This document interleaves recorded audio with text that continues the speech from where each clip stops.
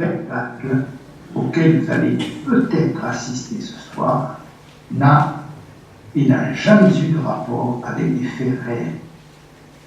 Aussi, toute ressemblance avec des personnes inconnues seront immédiatement contestées avec virulence. Certaines scènes pouvant choquer les âmes insensibles, ce spectacle est déconseillé au moins de 5 ans et fortement recommandé par la petite enfance clandestine.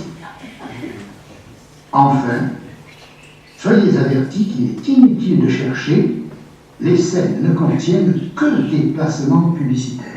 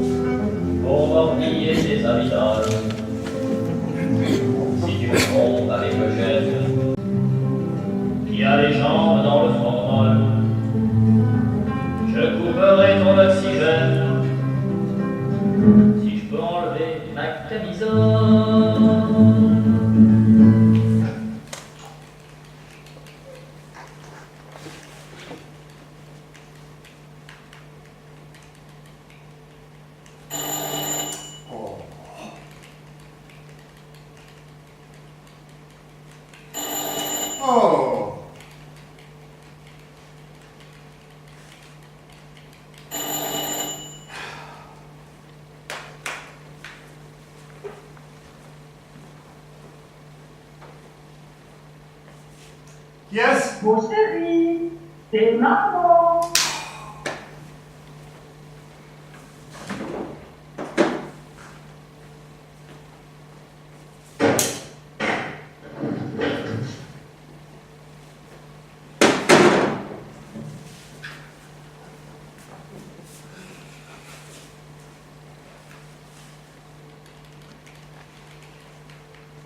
Lucie, tu supprimeras un couvert. Pourquoi? Tu es malade? Tu ne mangeras pas? Non, aujourd'hui nous allons pouvoir dîner en tête à tête, comme deux amoureux. En tête à tête avec qui? Avec toi-même. Nous allons dîner avec moi-même. Ta mère ne vient pas. Elle a changé d'avis. Si j'avais su, je n'aurais pas fait cuire un gigot pour 18 personnes. Surtout que ta mère préfère de loin les courses automobiles. Ce n'est pas grave. Nous inviterons les voisins dimanche prochain. Pourquoi faire? Mais voyons, Lucie, pour manger ton gigot. Ah, j'ai vu. Comme la semaine dernière? Mais c'est le même! Le même quoi? Le même gigot que la semaine dernière. Ah, ça tombe bien. Ce sont les mêmes voisins. Et les deux. Nous avons donc des voisins réguliers, permanents et amateurs de gigot. Oui, bien sûr, comme tout le monde. Ah, je suis bien heureuse de l'apprendre. Et il y a longtemps que nous avons des voisins. Je ne pourrais pas t'en répondre. Précisément, je n'en sais rien. Oh, tu sais, des voisins, ce sont des gens différents de nous. Ils n'ont pas nos coutumes, notre démarche, et ils sont tous de taille différente, de couleurs différentes. Il y a les mâles et les femelles. Ils se reproduisent entre eux. Alors, comment savoir?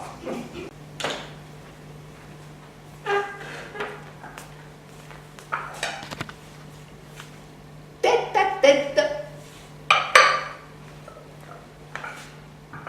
Les nôtres sont nombreux.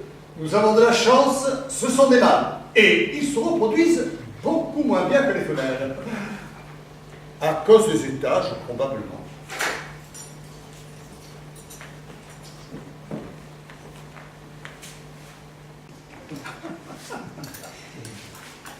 Ce sont des voisins hautement superposés.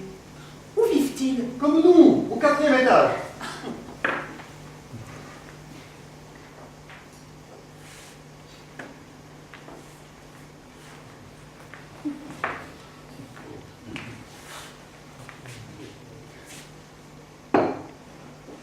Tu veux dire que nous avons des voisins de palier de couleur indéterminée, que je croise vraisemblablement tous les jours depuis un temps indéfini, et que vous n'en savez rien? C'est quand même extraordinaire. On ne me dit jamais rien. Nous vivons dans l'ignorance la plus despotique. Ce sera l'occasion de faire leur connaissance.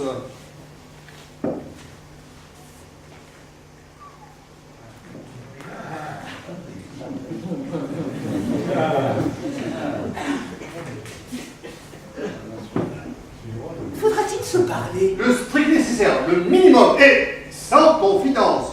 Bonjour, bonsoir, un point c'est tout.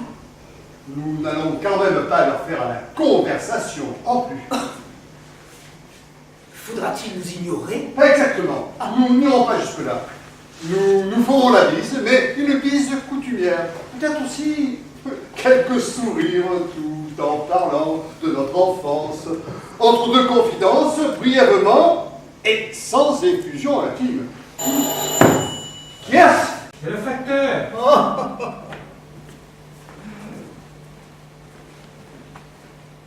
Bonjour facteur. Entrez donc. Mais monsieur Lucien, que se passe-t-il? Il y a une femme allongée sur votre panier et que j'ai dû enjamber des 2 pieds. Sur mon panier? Un truc bien sûr, car je suis très consterné. Mais que fait-elle? Ah mais je ne sais pas. Elle a un drôle d'air. Elle semble bien mal en point. Je dirais même qu'elle donne l'impression d'être morte. Non, mais ça n'est pas mon affaire. Ou si je vais faire celui qui n'a rien vu. Bien qu'il s'agisse peut-être d'une cliente. Enfin, vous savez ce que c'est, je me tracasse toujours trop dès que je rencontre quelqu'un qui se trouve dans une position, enfin, comment dire, difficile, oui, c'est ça, exactement. Une position que des gens avertis et très chevronnés, des spécialistes, vous m'avez compris, qualifient d'inconfortable. Je ne peux pas rester de marbre devant la détresse humaine. Vous me saisissez, monsieur Lucien. Enfin aussi de voir cette femme allongée, immobile, la bouche ouverte, avec une boîte de gâteau sur le ventre, et qui est restée immobile à mes coups de pied, m'a bouleversé. À une très belle tarte postale, que je récupérerai peut-être, enfin, si vous n'y voyez pas d'inconvénient, en sortant.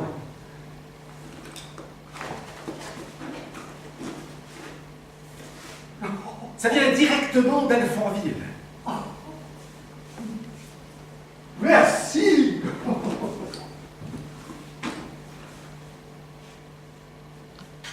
Oh, votre vigilante sollicitude m'émeut agréablement. Mais les égarements d'une femme trop gourmande sur mon palier est monnaie courante de nos jours. De nos lieux aussi. Ce n'est pas grave. Il y a beaucoup de passages, les voisins qui sont nombreux, mais pas tellement. La trouveront. Quelqu'un la ramassera. Vous ne manquez pas de clients, n'est-ce pas, facteur? surtout des personnes que vous devez plus ou moins bien connaître et ignorer. Enfin, pourquoi me dites-vous cela? Me soupçonneriez-vous de quelque chose? Les coups de pied étaient totalement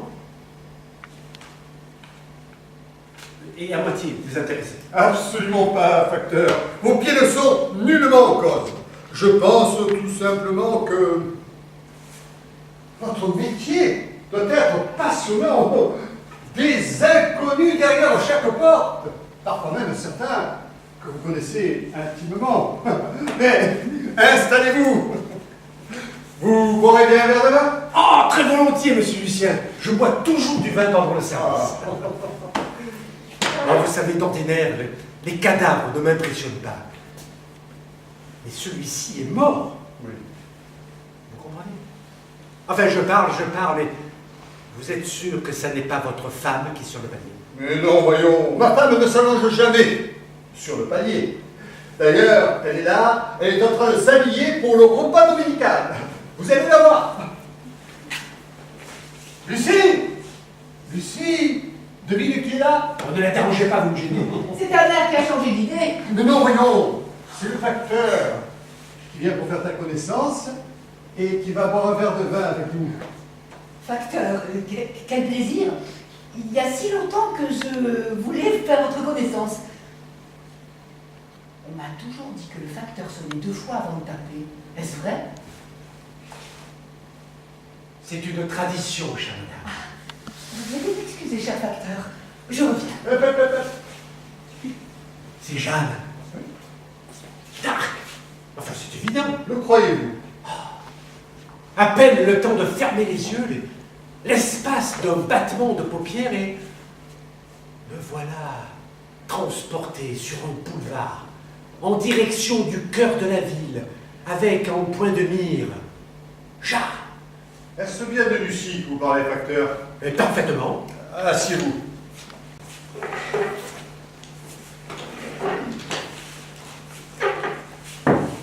A priori, j'ai choisi d'imaginer que Jeanne, la Jeanne, qui dans un ballet érotique se fait chevaucher en place publique par 3 curés défroqués, préfère pour communiquer l'acte à la parole.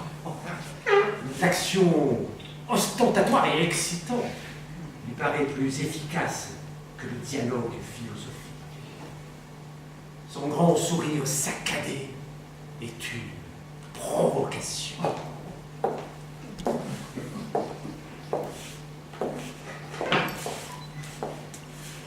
Voulez-vous que je vous en serve 13 doigts? Oh oui. 3 verres pour moi.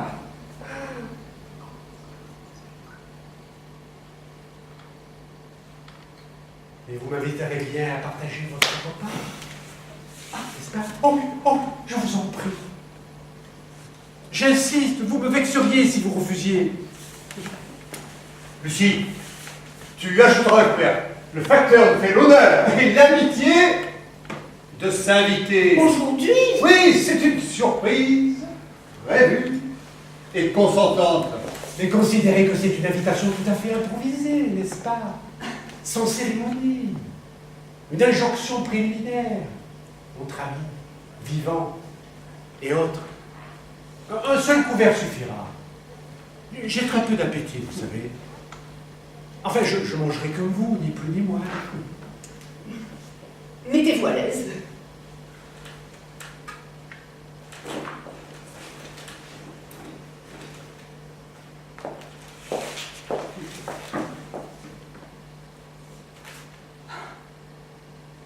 Vous avez certainement dans votre sacoche quelques lettres secrètes que vous lisez à vos amoureuses. De bouche en bouche, de bouche à oreille, de bouche en égout et gouttières à linge, n'est-ce pas? Vous nous en lirez bien une au dessert avant de commencer à manger, histoire de nous mettre en appétit. Alors j'en ai gardé quelques-unes, oui, depuis très longtemps. Il y en a une que j'ai gardée parce que j'avais déjà le retour de courrier pour adresse inconnue bien avant que la première lettre soit écrite.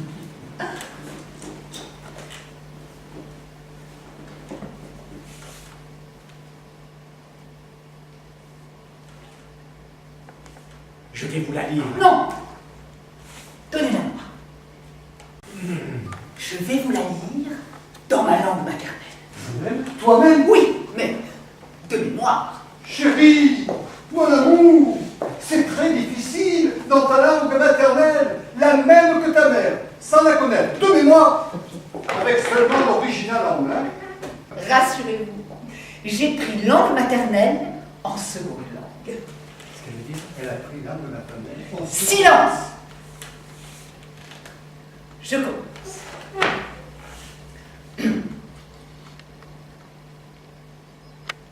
Mon amour,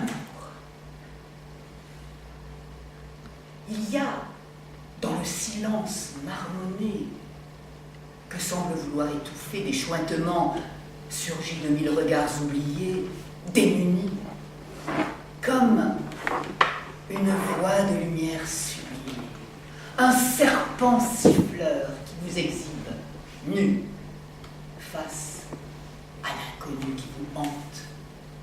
Il y a la nuit. D'abord tout près, sur des draps presque blancs, puis s'enfuyant par la porte battante vers l'autre, ce monde absent, de longues jambes.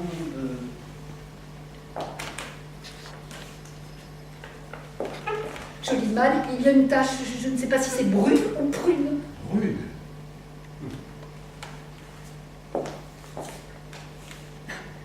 De longues jambes brunes, étendues, étirées, entre un inconnu et un pays froid. D'où sont-elles sorties ces mots bassés, indécents? C'est vrai, d'où ont-elles surgi ces voix basses et indécentes? On ne le sait pas. Quelquefois, on croit savoir, et en définitive, on se trompe. Oh, mais taisez-vous donc. Laissez-lui le temps de traduire. Vous ne vous rendez pas compte qu'elle lit dans sa langue maternelle? Elles ont lancé des mots de croche, imbibés de chair à l'odeur forte. Fût-ce toi, l'étranger au crochet vif, qui les piqua d'une détente de crotale pour les figer, avec la tiède et complice lumière des songes, là, dans mon rêve, cet empire nocturne, au-delà du sommeil, où chaque nuit, je me perche sur une chaise et agite un torchon comme un hélicoptère. Et chaque nuit, un imposant inconnu pousse la porte d'un grand coup de paupière et m'immobilise. Soudain, il sourit. Et plus rien n'est comme avant. Moi, monstre d'incertitude et de gestes grotesques, je me recroqueville, me bâillonne avec violence et autorité, me dégringole de mon perchoir en essayant de garder la tête haute. Je déroule comme un iceberg fondant, puis me rétends sur les pieds de la chaise, puis sur le sol. Seuls mes yeux, exorbités et affolés, lancent des appels de détresse, mais dans ce monde irréel, l'inconnu sourit, claque des paupières et moi, je quitte la scène. Je m'évapore. Je disparais, les dents serrées et incrustées dans un espoir, un désir. Je me métamorphose en flaque, visqueuse et inerte. Je sais que mon salut est dans l'immobilité. Pourquoi n'ai-je pas rejoint la horde dans le désert de la nuit, après m'être débarrassé de ma tête comme on quitte son chapeau? Tout cela se passe sous le regard de l'inconnu, qui calmement sourit, cligne des paupières et me jette un baiser. Comme une aumône. Je dis ce mot comme je le lis parce que je n'arrive pas à le traduire. Oh, quelle belle lettre! C'est elle-même qui l'a dit. Mais je le sais très bien, je l'ai déjà lu, cette lettre. Attendez la suite, vous allez voir, c'est surprenant. Lucie, vous pouvez traduire par offrande. Réconforté, j'entreprends de me sortir de cet état de fluidité.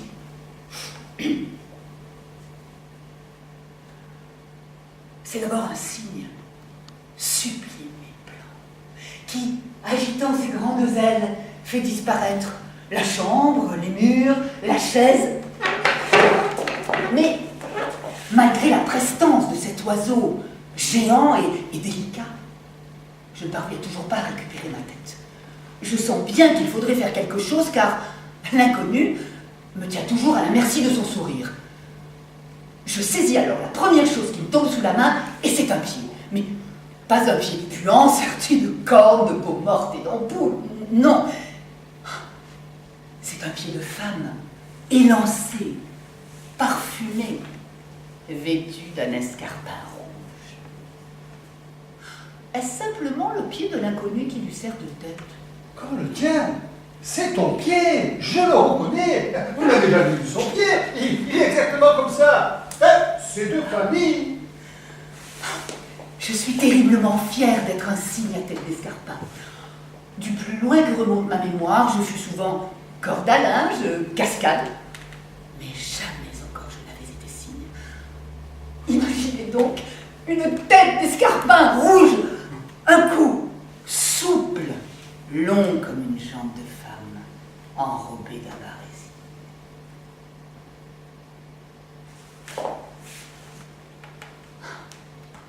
L'inconnu entre, sourit, me met en joue et dit « Ah, je viens d'être foudroyé. » Mais ne me prive pas pour recommencer ma chute de nombreuses fois. De façon à pouvoir choisir la meilleure, celle qui ferait retomber les plus hautes syllabes d'admiration. Bravo! Que c'est beau et triste. Ah, c'est triste. Triste et beau. Bravo! Puis, l'eau où je l'éveille me libère. Les flaques de flamants roses quittent leur voile de nuit. Un grand vide dans l'écumoire de mes jours dépareille ma chambre. Le soleil s'en vient déjeuner. Les soupirs font la queue devant une porte qui s'entrebâille avec des vapeurs bleues. Madeleine, ta vieille. Bravo! Ah, ça devient une superbe, rose, bleu, regrettable, furieux et triste. C'était long. Ah, c'était mégo-transpiratoire et paracéréal à la fois. Oh, bien plus que ça, c'était 7,38 fois plus que ça. Merci, merci, vous me transfusez. Lucie! Non, plus Lucie. Maintenant, c'est Madeleine. Madeleine, quelle merveilleuse lettre! Avez-vous reçu une réponse de votre amant? Le signe, ça m'est-il sorti? Ne vous faites pas de reproches, voyons, j'en sais quelque chose. Cet étrange étranger qui jetait à répétition ne savait certainement pas ce qu'il faisait. Facteur, vous en avez trop dit. Il vous faut aller jusqu'au bout à présent. Vous nous le devez. L'histoire l'exige. Comment ont-ils pu vous forcer à porter des barésies? Non, j'étais prêt à accepter n'importe quoi, mais pas ça. C'est justement parce que j'avais déjà reçu la réponse que j'ai pu aller jusqu'au bout de ma confusion. De part en part. J'ignorais que la lettre de Madeleine avait une réponse. Aussi, je l'ai gardée 25 ans dans ma sacoche. Jusqu'à ce soir, où je la lui ai rendue. Madeleine, puisque vous connaissiez la teneur et l'existence de cette lettre, vous auriez pu me prévenir, me rassurer. Ah, ne lui faites pas de reproches, voyons. Après tout ce qu'elle a dû subir, ma mère ne serait peut-être jamais venue si elle avait eu connaissance de cette lettre restée morte pendant 25 ans. Je ne serais peut-être pas né. Je trouve qu'on parle un peu trop facilement des escarpins rouges, n'est-ce pas? C'est un peu trop facile, non? Enfin, quel rapport y a-t-il avec votre mère? Justement, il n'y en a pas. Et c'est ce qui est inquiétant. Sans vouloir en rajouter, je trouve cela suspect. Oh, gardons notre sang-froid. Après tout, il ne s'agit que d'un échange épistolaire. Qu'il y en existe tant et tant. Que je suis obligé, contraint et forcé d'en garder parfois, quelquefois, souvent, et même continuellement dans ma sacoche. Enfin, vous, d'en garder sous le pied, enfin, comme on dit. Bon, enfin, vous pouvez penser ce que vous voulez. Mais je pense que c'est un moyen franchement audacieux d'entrer dans l'histoire. Aïe! Qu'avez-vous, facteur? Mais qu'a-t-il? Oh, j'ai été piqué. Oh, ça n'est rien. Il s'agit certainement de scorpions.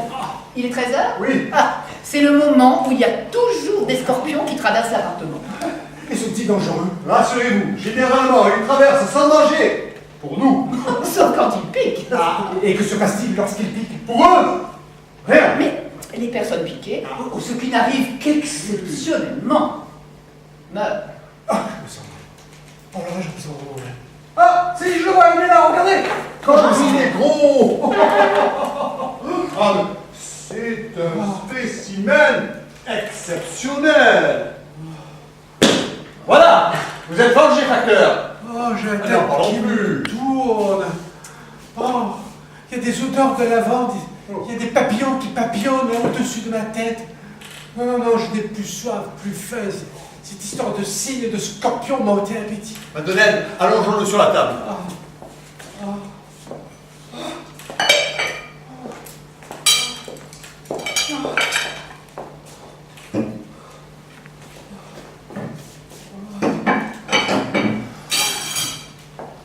C'est fini, facteur. Allez, regardez relevé. Hop. Détendez-vous. Nous sommes là. Oui. Il fait encore l'intéressant. Respirez fort. Inspirez. Expirez. Inspirez. Expirez. Inspirez. Oh, Madeleine, Madeleine, parlez-moi d'amour.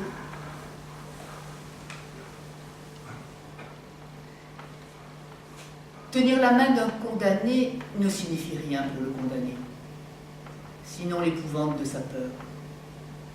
Car au centre même du discours, fût-il le centre de la joie et dans l'ombre aveuglante du soleil, demeure inviolable la solitude. Parlez-moi d'amour, dites-moi des choses tendres. C'est fini. Il est mort. Qui êtes-vous? D'où venez-vous et où allez-vous? Je ne suis qu'un passant. Je traverse sans m'arrêter.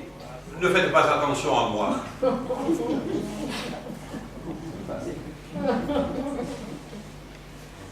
Je me suis trompé de théâtre. Et vous, vous ne m'avez pas vu. Je vous demande votre nom. Mon nom. Je l'ai oublié, c'est ça le problème. Pourquoi dansez-vous en reculons? Pour retrouver mon nom. Ne me frappez pas. Les hirondelles ne font pas l'inventaire. C'est le vent d'hiver de pleine de lune qui le recueille.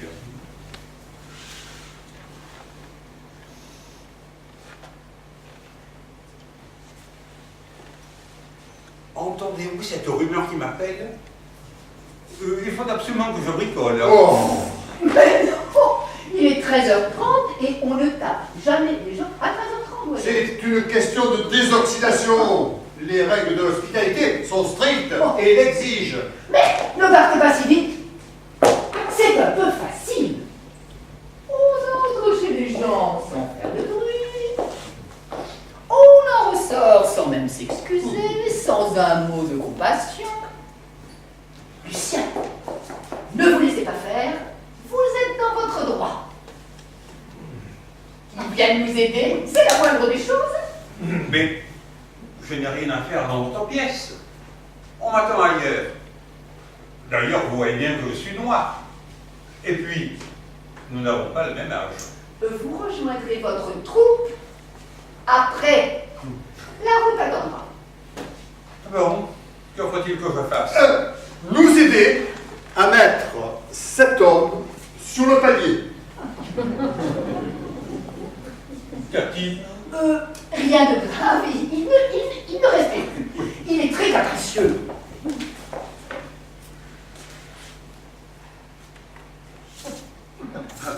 il est mort. Vous croyez? Oh, si peu! Nous allons le mettre sur le palier, sur la table. Ça fait désordre. Il y a déjà une femme. Ce n'est pas gênant. Ce sont de grands amis. Oui.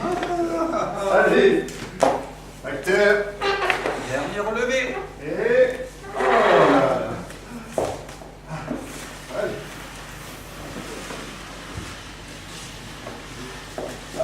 Attendez, prélèvement. Ça. Voilà. Oh. Merci.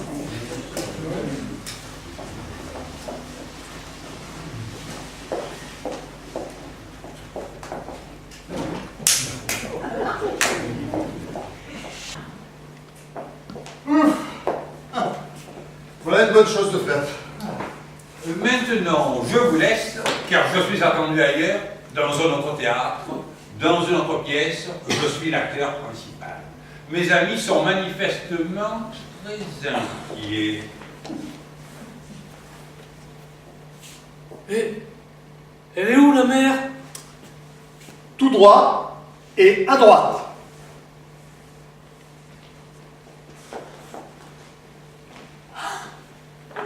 Vous êtes acteur. Comme c'est intéressant. Curieux. Et intéressant. Vous souvenez-vous dans quelle salle vous jouez? Non, il y a plus de 2 jours que je cherche. J'étais dans ma loge, je venais de mettre mon chapeau. Oh, c'est un beau chapeau. Merci. Le vôtre est très joli aussi. Mais que dis-je? Mais que dis-je? Ce n'est pas le mot adéquat, à la mode, conforme à la nouvelle législation, qui voudrait que je dise qu'il est très joli et que malgré ce, il vous va bien. Mais je disais que je venais de mettre le mien, quand un homme, ou plutôt sa voix, oui c'est ça, la voix d'un homme, me crie « C'est à toi !» J'ouvre la porte pour faire mon entrée, et c'est le trou noir. Je me retrouve ici. Quel est le titre de votre pièce? Il pourrait peut-être nous permettre de vous aider. Non, j'ai tout oublié, même mon nom. Parfois un texte ancien me revient en mémoire. C'est un texte très ancien. Dites-le nous pour voir si nous le reconnaissons.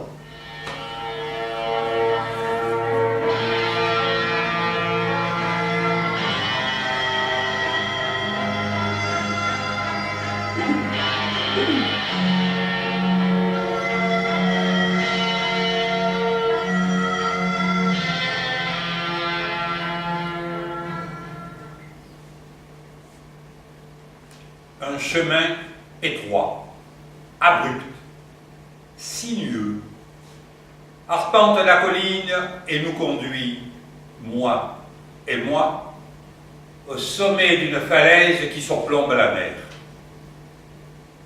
Au fur et à mesure que nous progressons dans notre ascension, les mouettes rieuses se changent en courbevoirs.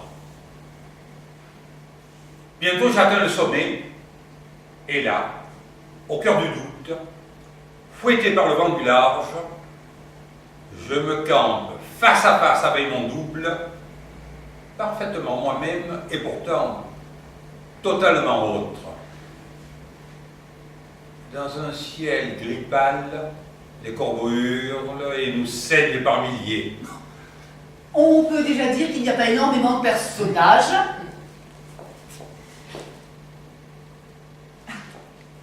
Merci, madame. Ça vous dit quelque chose? Faut-il que je continue? C'est vous qui voyez. Mais bien sûr qu'il faut continuer. Tenez, vous êtes déjà moins noir. Suite. c'est un temps d'eau forte. Le battement d'ailes des oiseaux tisse un rideau de contre-jour qui bourrine mes deux corps accolés. Le vent berce les tamaris et récolte les mots restés en suspension autour de nous pour me raisonner. Il est l'heure où l'on ne sait plus rien. Je suis resté si longtemps au ras du roc, face à l'impudeur de la mer me dupant avec des vagues gémissantes, devant ce miroir qui dévoile, sournoisement, avec la même intensité de brûlure que le ferait une lampe de sel fouillant les entrailles d'une plaie, son véritable visage, celui du trop tard. L'impudeur de la mer. Vous avez bien dit l'impudeur de la mer. Avec des vagues gémissantes? Mais elle est effrayante et épouvantable, votre pièce. Ah, j'ai trouvé. C'est le soleil des autres. Qu'avez-vous trouvé? Le soleil des autres? La pièce dans laquelle il joue, c'est le soleil des autres. Oh, mais ne l'interrompez pas pour dire n'importe quoi, voyons. C'est très désagréable et recommandable, malgré tout et son contraire. Continuez, cher monsieur, sans même vous en souvenir.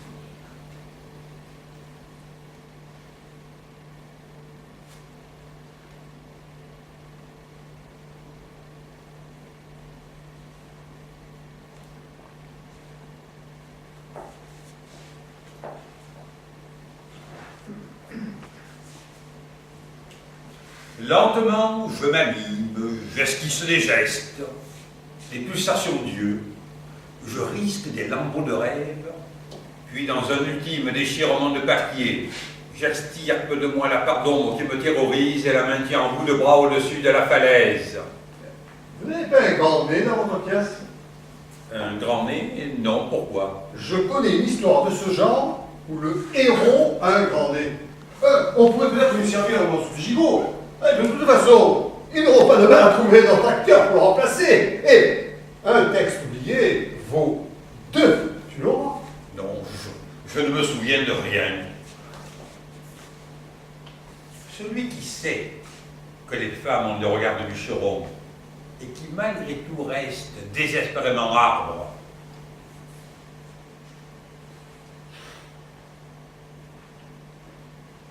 Je maintiens que mon désir est un manque. Ce vide, plein de ton absence. Cette absence d'un futur habité par tes yeux. Un temps d'attente du jour à naître, comme une promesse de bonheur. Oui, c'est déjà mieux que votre costume. Mais ce n'est pas génial. Le fait que vous ayez oublié votre texte ne me surprend pas et ne me semble pas catastrophique. Connaissez-vous la cigale et la fourmi? Moi, son texte me parle.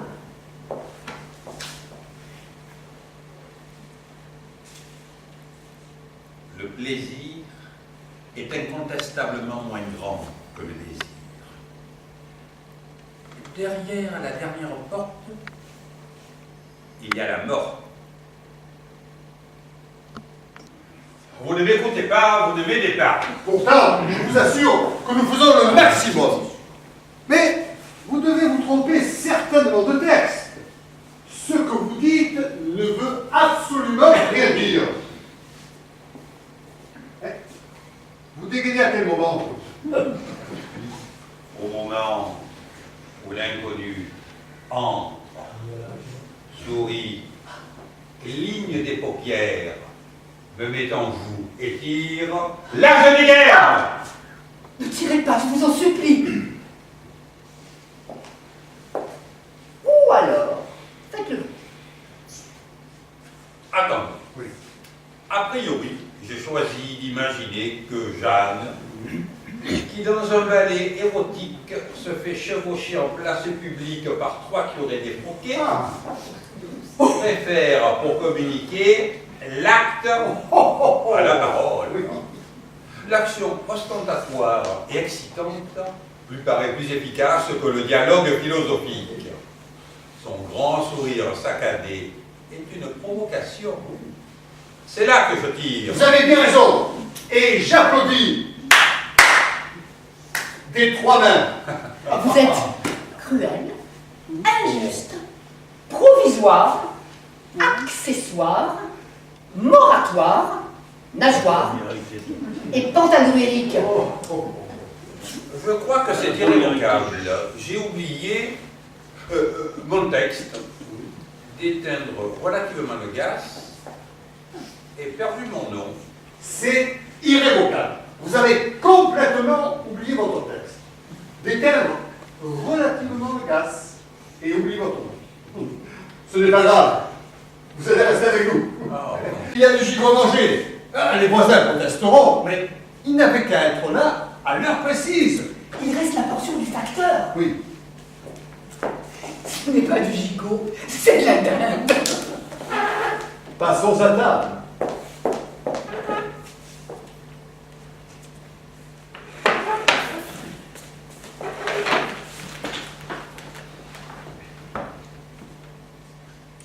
Maintenant, nous squattons la mémoire comme on le ferait d'un bateau poubelle que les fantômes désertent et qui termine sa lente décomposition dans un môle du port de Marseille ou d'ailleurs. Ou d'ailleurs. Nous nous sommes réfugiés là pour échapper aux oiseaux qui ont vu leur corps se recouvrir d'écailles et qui, devenus très agressifs, crachent des jets de pierre, des serments d'ivrogne et viennent juste avant la nuit pour nous dévorer la langue et nous ôter le goût salé des larmes et de la joie. Et de la joie. Nous nous camouflons pour leur échapper. Ici, la raison est interdite. De la bête, c'est une chance sans lendemain. Le gigot aurait été cruel, injuste, provisoire, accessoire, moratoire, nageoire et pantagruélique. Dressons la table. Au suivant. Au suivant. Dans ma serviette qui me servait de pagne, j'avais l'eau rouge au front et savon à la main. Au suivant. Au suivant. Merci. J'avais juste le temps. Et nous étions ensemble à être le suivant de celui À la dinde. au gigot. Au facteur.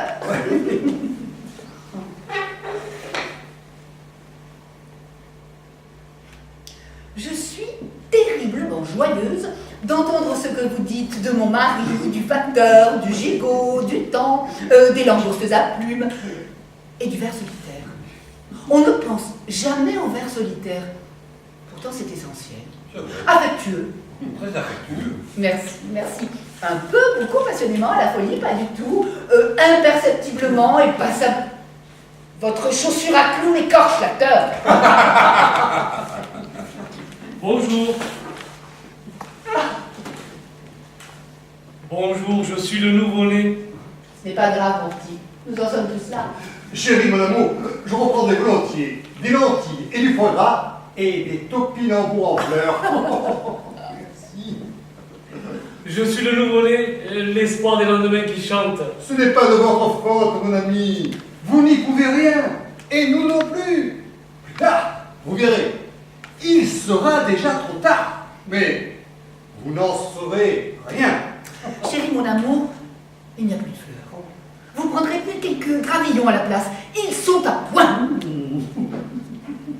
Vous avez dit merci, madame. Madeleine. Vous avez dit merci, Madeleine. C'est une chose qu'on oublie trop souvent et qui me revient comme un remords. Ou un tour de passe-passe. C'est moi le nouveau-né, vous m'avez oublié? Oh, le passant qui passe et qui repasse interminablement. C'est bien utile, le passé n'a jamais existé. Et le concierge, qui est un homme très pieux, lui, reste. Et pourquoi ces doigts coupés errant sur la table? C'est pour jouer du piano, voyons. Enfin, c'est assez simple, non? C'est vrai qu'un nouveau-né ne peut pas tout savoir. Ah, voulez-vous, cher nouveau-né.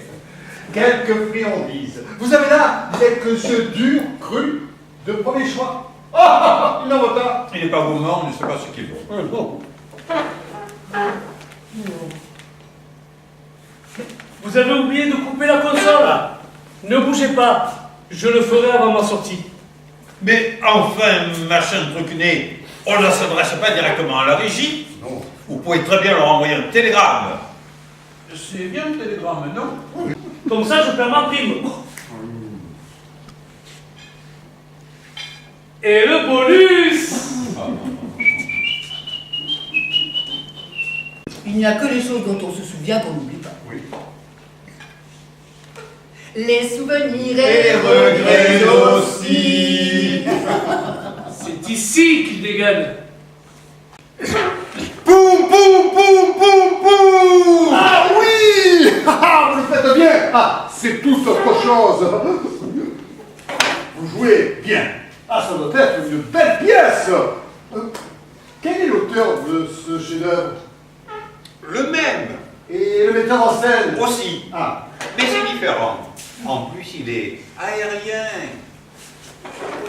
tentaculaire, sourd et muet. oh. Mais jamais le dimanche, il n'y a semaine. Il a une grande sensibilité qui rejaillit sur chaque pédoncule. Et c'est impressionnant. Vous reprendrez bien quelques artichauts touchants. Qui est-ce? C'est le spectateur du troisième rang. Je cherche un comédien égaré. C'est à lui d'entrer en scène et le public unanimement le réclame. Mais c'est moi, je m'en J'arrive. Ils l'ont retrouvé. Madeleine.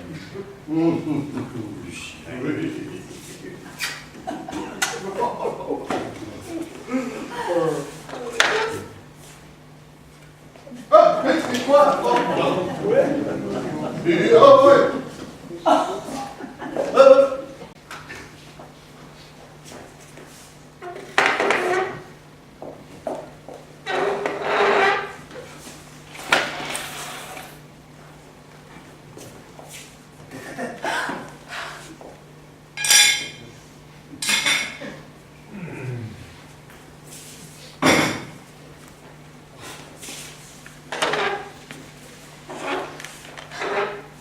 Veux-tu un peu de vin?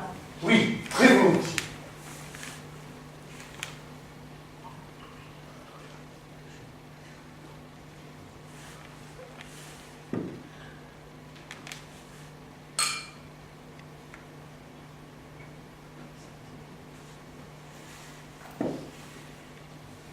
Il y avait si longtemps que nous ne dînions plus en tête à tête.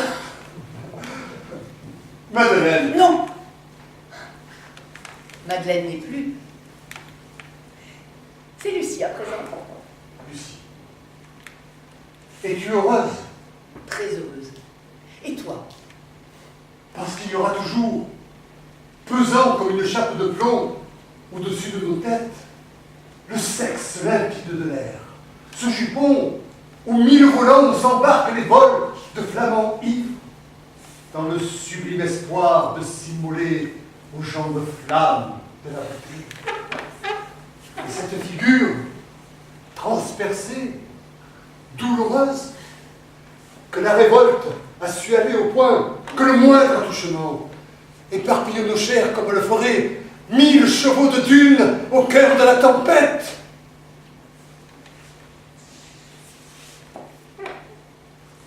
Pour cela, dis-je, j'étoufferai un jour prochain, avec la joie du désespoir, la larme.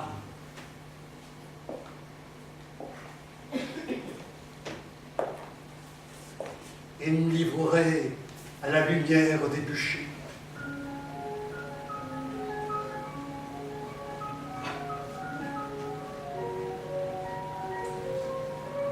Subvention? Oui, très volontiers.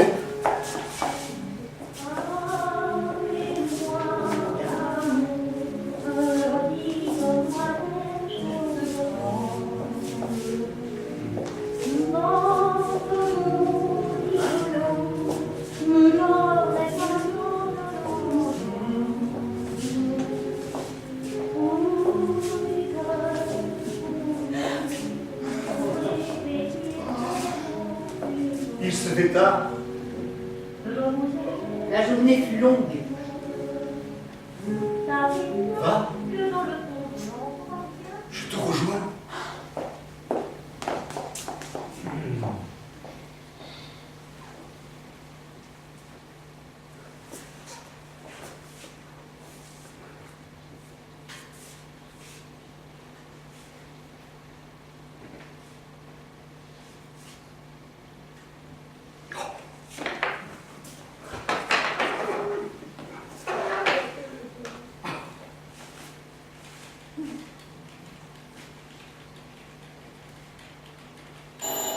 Oh!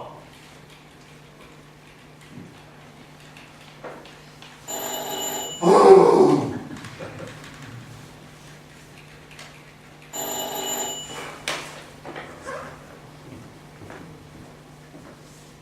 Qui est-ce? Mon chéri, c'est encore maman.